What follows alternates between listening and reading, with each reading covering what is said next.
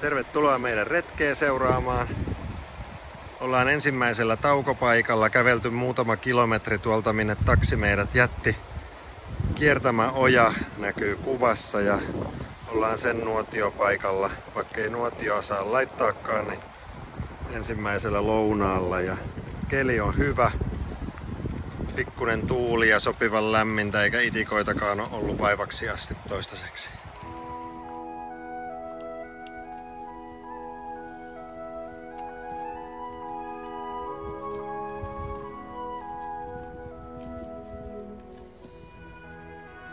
Muutama kilometri lounaan jälkeen saavutaan alemmalle kiertämään järvelle, jossa on laavu myöskin tässä järven rannassa.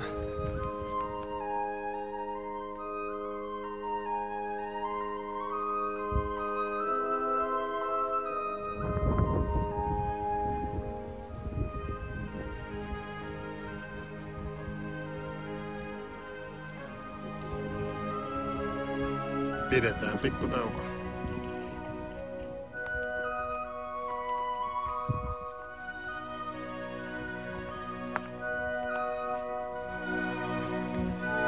Laavulta lähdettiin polulta pois ja kiipeämään kohti tunturia. Vähän ylemmässä ja oli aika hikinen.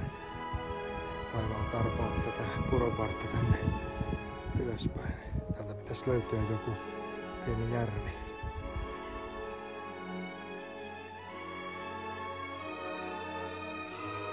Ja täältähän se järvi löytyi. Kannattiko kiivetä? Onko vähän poikki? Ja hyttysiä. Jee!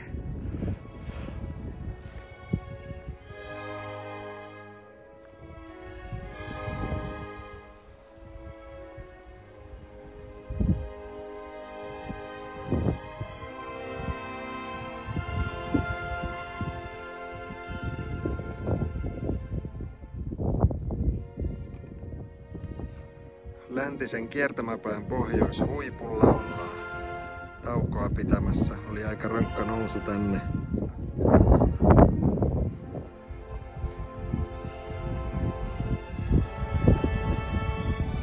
Sitten lähdettiin tunturin lakea pitkin sinne mökkiä kohti. Täällä tuulee sen verran, ettei ole hyttysistä haittaa.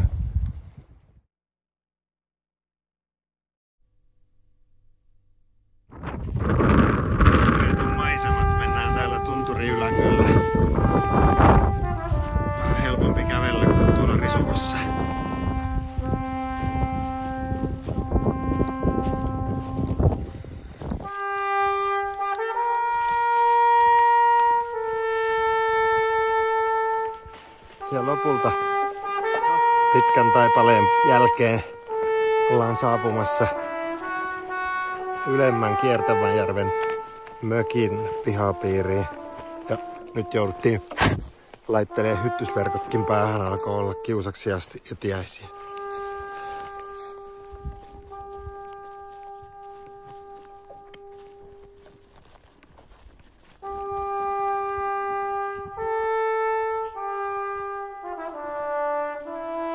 Olisiko oikeesti niin, että ei ole ketään täällä muita, ei ainakaan telttoja näy?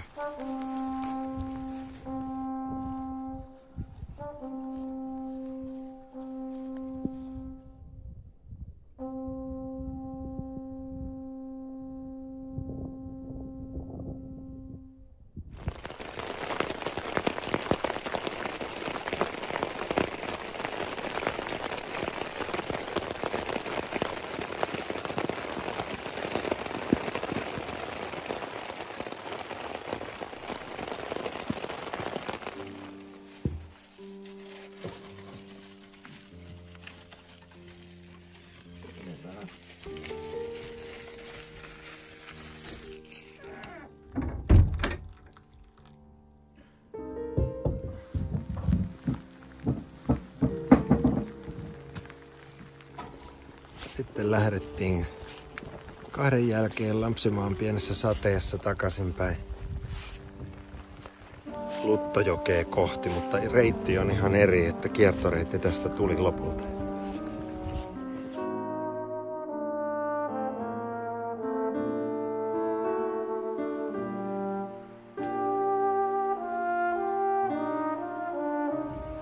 Takaisinpäin Luttojoelle käveltiin tätä Kiertämäjoen reunaa pitkin. Aika vetistä oli maasto ja tuli taivaaltakin vettä. Märkä osuus matkasta, mutta eipä tarvi metsäpalovaroitusta enää väistellä loppureissuna ja alkaa olla luonto aika märkää.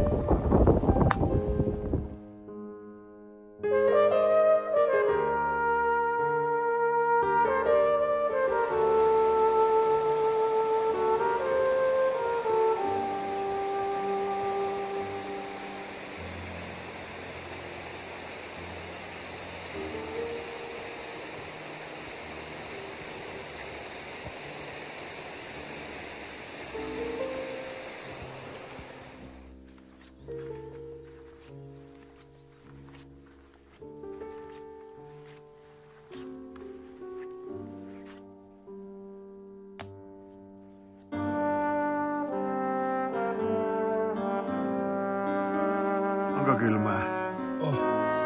Iltapesulla Luttojoella.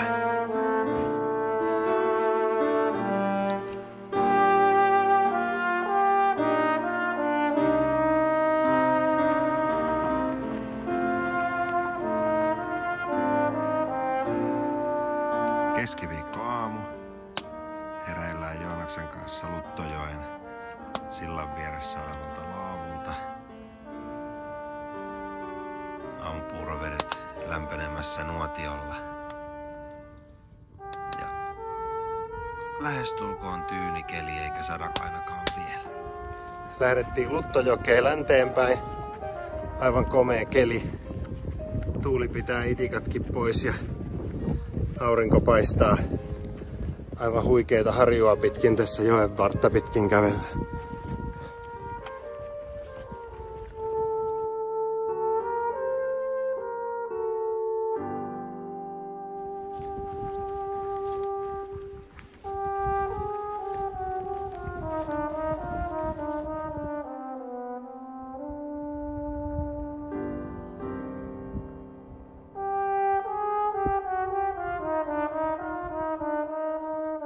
Sitten tuli eteen tämmönen poikkioja, josta tästä on varmaan joku mennyt puuta pitkin, mutta ei lähdetty seikkailemaan. Pitää lähteä puronvartta pitkin tonne kattoon parempaa ylityspaikkaa. Päästiin lopulta yli siitä purosta hyppäämällä ja heittämällä rinkat perästä. Ja nyt jatketaan matkaa Luttojoen varteen.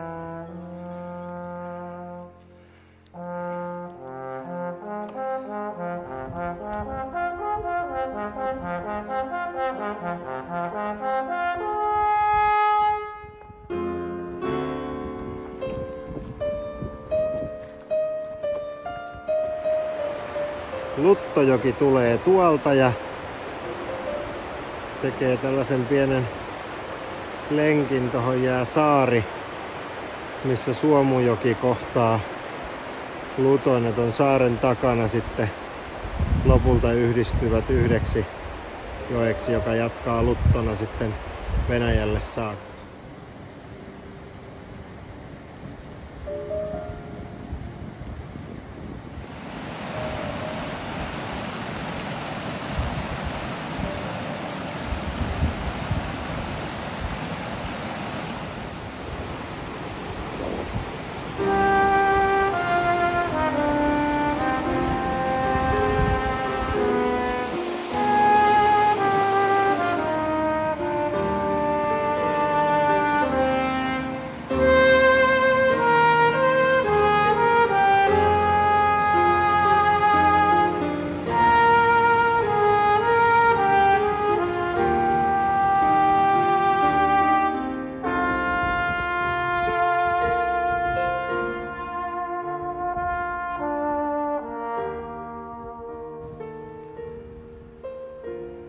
Laittojokeen ylöspäin kun käveltiin, niin tuli tämmönen vanha kolttasaamelaisten kylä, joka on entisöity, museoitu tähän joen rantaan. Ulkouunit ja savusaunat löytyy, ne on asunut tässä joskus sotien jälkeen.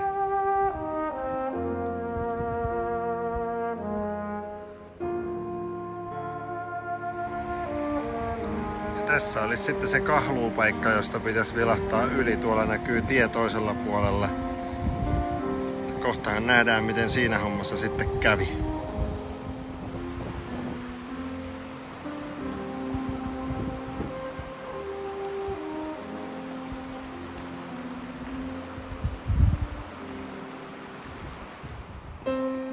Ei menty siitä yli. Seuraavaksi plan B. Lähdetään takaisinpäin katsomaan muita vaihtoehtoja. Melkein 3/4 asti päästiin, mutta sitten alkoi tulla nivusiin asti vettä ja eikä nähnyt pohjaa ja oli pakko tulla takaisin.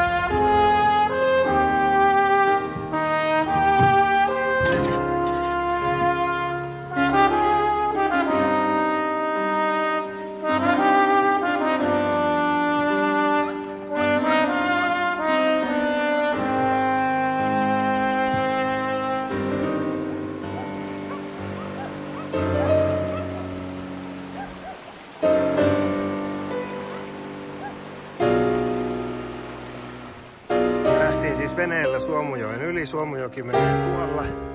Ja kuljetaan nyt tämmöistä kannasta pitkin. Tuolla on jotain järviä toisella puolella. Ja kohteena meillä on semmoinen laavu, jossa ajateltiin yöpyä. Päästiin säästämään 15 kilometriä kävelyä sillä venereissulla.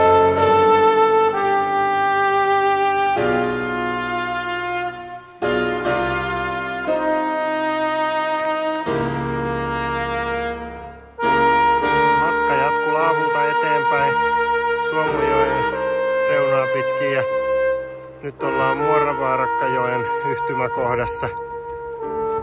Jos ei olisi saatu venekyytiä, niin oltaisiin ton joen ylitte etsimässä kahlauspaikkaa ja näyttäisi sielläkin vettä piisaava. Ja komea paikka.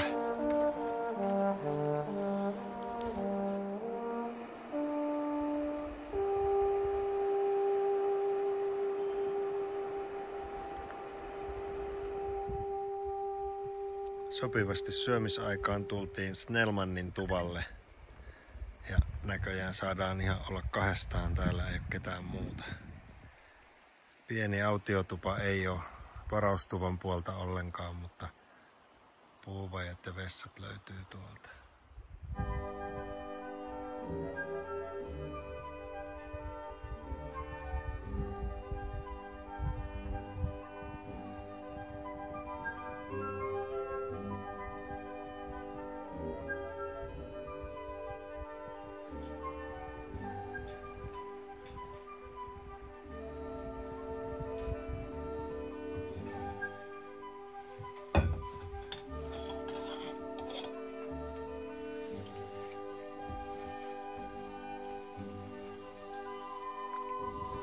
Pari kilometriä Snellmanin majan jälkeen tullaan Kotakentälle Kotajärven rannassa, joka on ilmeisesti taas joku vanha saamelaisasutus.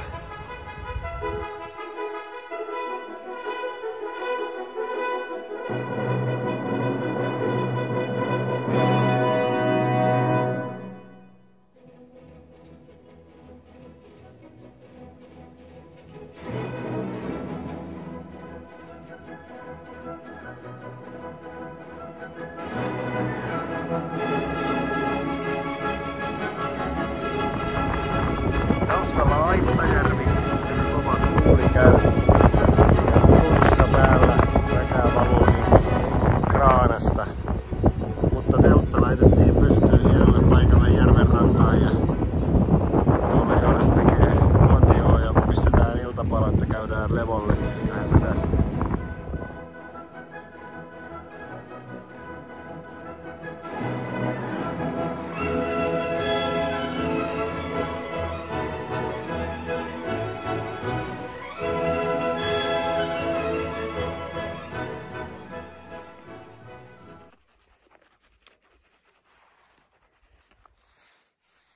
Pitkä levollinen yö takana Aittajärvellä. Nukuttiin pitkään ja kaikki muut on jo alueelta häipynyt. Pikkusen parempi olo mitä eilen. Katsotaan miten se tämän päivän aikana tässä kehittyy. Aamupalat on syöty ja kohta pakataan teltta ja lähdetään kohti Porttikoskea. Aittajärveltä lähdettiin Porttikoskea kohti kävelemään. Mennään pohjoispuolelta jokeen. Pikkusen ripautti tuossa lähdössä vettä, niin laitettiin sadeviitat päälle, mutta saattaa olla, että oli pelkästään hikeä tekemään tällä kertaa. Niin.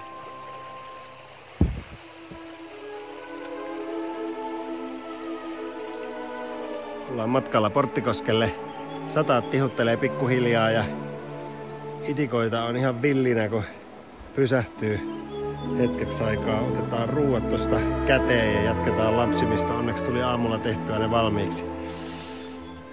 Oli hyttysiä niin paljon, että ei pystynyt millään jäämään paikalleensa syömään, niin otettiin evät rinkasta ja jatketaan köpöttelyä. Ja heti kun lähtee liikkeelle, niin hyttyset vähenee.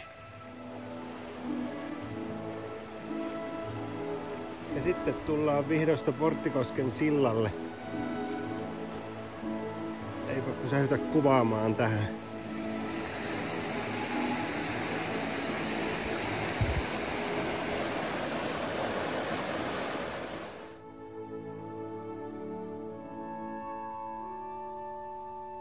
Ja sitten saavutaan Pirttikosken autiotuvalle. Aika märkinä, mutta nythän pääsee kuivattelemaan. Toivottavasti.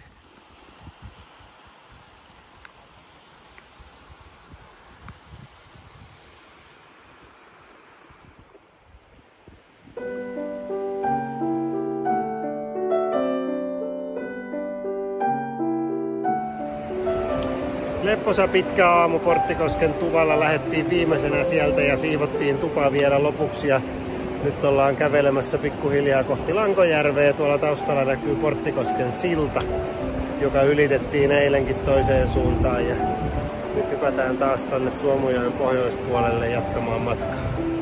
Hyvä fiilis.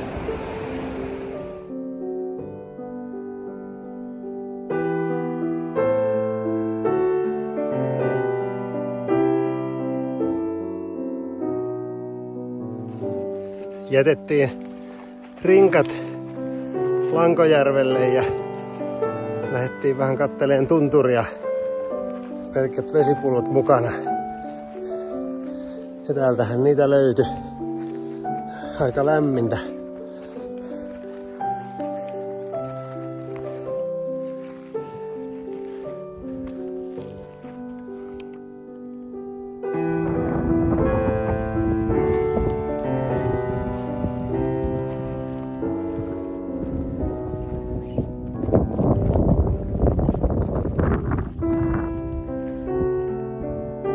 Lankojärvellä nukuttiin yö ja nyt ollaan lähdössä kohti Rautulampea, jossa tavataan Jari.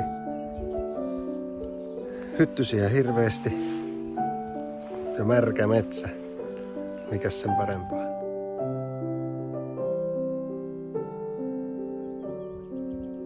Rautulammilla justiin saatiin teltta pystyyn ja Jarikin tuli paikalle ja nyt aloitellaan laittaa sapuskaa. Jari toi kamalan kasan kaikkea syötävää, mikä pitää tuhota. Ei kuulemma kannata täältä enää kotiin. Siinä on Rautulampi ja hyttysiä on, pikkunen tuuli, muuten tosi kiva keli. Illalla Rautulammilta vielä lähdettiin käymään läheisen tunturin lailla. Kutturapäät, 2 huipun tunturi, 2 kilometriä tuolta teltalta ja Joonas kävi tekemässä check-in huomista lentoa varten ja sitten lähdetään iltapalapuuhiin takaisin teltalle. Kaikki hyvin.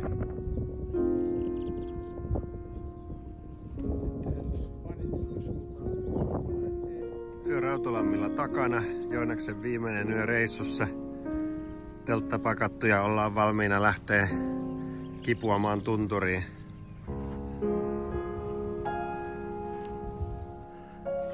Moro! Ja sinne menee poika kohti Kiilopäätä. Ja me jatketaan vielä tonne kohti Suomunruoktua. Yritetään päästä ennen sadetta. tuvan suojiin. Oltiin ennen puolta päivää jo Suomunruoktun autiotuvalla ja tää jäi ihan tyhjäksi. Yksi poikaporukka tästä lähti. Kohta pitäisi sade alkaa ja meillä on teltta valmiina pystyssä, kaikki hienosti odotellessa iltaa.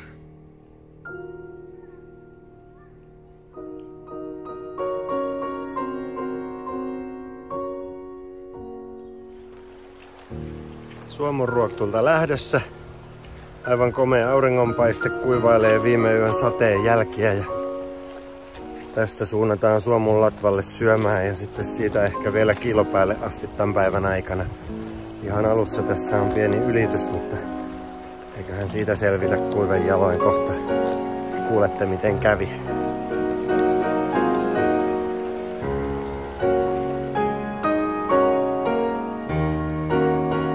Selvittiin yli, tai niin kuin Jari sanoi, että ei ainakaan tunnu märjältä. Tästä sitten kohti Suomunlatvaa.